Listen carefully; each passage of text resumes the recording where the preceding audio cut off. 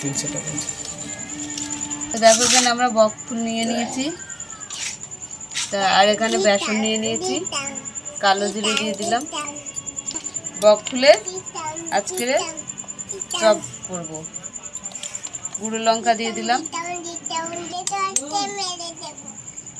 এখানে একটা ডিম ভেঙে দিয়ে দিলাম, আমি ফাটিয়ে নেব।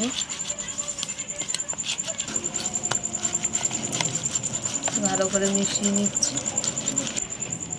তো আমাদেরও ব্যাটারটা করে নিয়েছি, সাইড করে রাখলাম। বক ফুলটার মধ্যখানটায়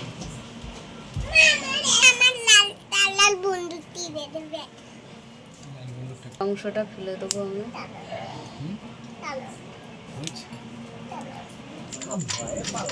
বক ফুলের সবগুলো ফেলে দিয়েছি, ধুয়ে নেব। তো কড়াটা বসিয়ে দিলাম, কড়াই তেল দিয়ে দিচ্ছি। কড়াটা গরম হয়ে গেছে, তেলও গরম হয়ে গেছে, একে একে ভেজে নেব।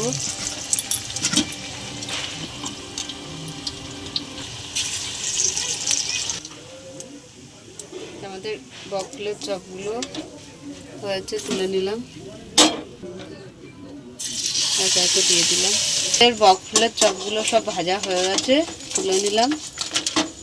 ফুলের বড়া চপ হয়ে গেছে।